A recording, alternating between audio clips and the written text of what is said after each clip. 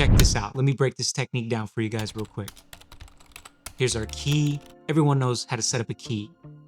I got a softbox 45 degrees from me, creating a nice, beautiful Rembrandt light on my face. But obviously this doesn't look realistic. If you're going for an interrogation or a really moody scene, maybe this could work and maybe you could pull it off. For me, I love natural looking scenes. Well, how do we do that? Well, the simple answer is you need more lights, and preferably hard lights. And just with one hard light in the background, this scene feels a whole lot more realistic. Now it feels like instead of me being in an interrogation room, it feels like I'm in my garage with the garage door open and the sunlight coming through. Now I just have one more light to make this image pop even further. Check this out. Now we're talking. We've taken an image that didn't look so realistic in the beginning to this beautiful, natural looking cinematic image, and just with 2 additional lights. Like I said, I have my key light with a big softbox 45 degrees from me, and most of us have that in our bag already. All I added was 2 very affordable lights. The light hitting my body is a Amaran 60-watt light. It has an Amazon spotlight attached to it with a gobo to give off some really nice, beautiful texture on my shirt.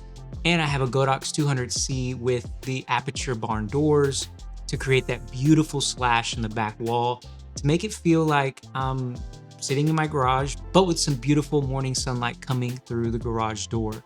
Now let's take a deeper dive into how you can pull this off in your next project. Soft on face, hard on body. And it's actually really simple to pull off. It just takes a little bit of extra work outside of just setting up a softbox and calling it a day. So imagine if you are setting up your key light. You have your light 45 degrees from your subject, you have your hair light 45 degrees behind your subject, and you have this beautiful soft key light. Now, instead of just lighting their face and body equally, what I like to do is add a secondary light focused solely on the body.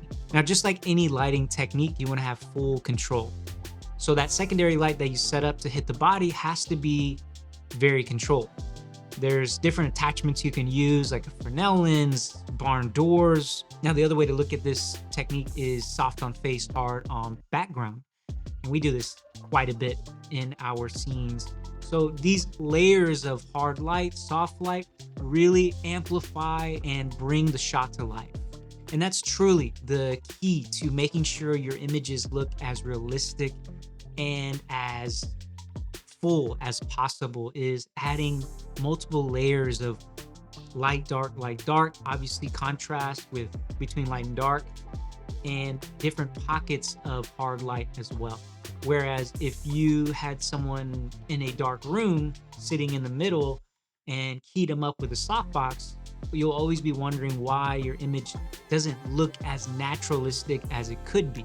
Sometimes I'll even add a bottomer, and what a bottomer is basically just adding either a neg material, you can add a cutter, you can add a floppy, but basically you just add that to the bottom of your key light. And what you do to replace that light that you lost from the bottom is you add a hard light. And typically we love to use spotlights. Spotlights are really easy to use and fast on set. Let's say you're in a space that has a lot of ambient light, because if you have a lot of ambient light and your key light's really bright, well, then when you add your secondary hard light to the body, it won't be seen as much as if you added a neg material, something to kind of take away some light hitting the body.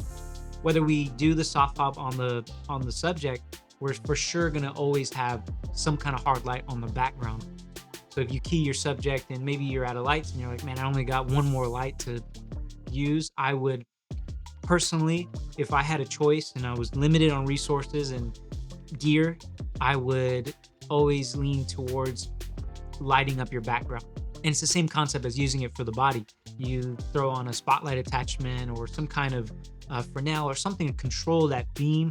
To me, in my opinion, the SOFHOB technique is a brilliant way to separate yourself from creatives that are just lighting up subjects with a softbox and calling it a day. Well, take it a step further, add that hard light to the body, maybe add a cutter to the bottom so you can get some separation from the top and bottom. Key the face, hard light the body, Also highlight that background, and you're gonna see your images and looks just take a leap forward. So think about not just the face, but the space. Think about how you can add layers to the background. Appreciate you guys a ton, and we'll see you guys in the next one. Peace.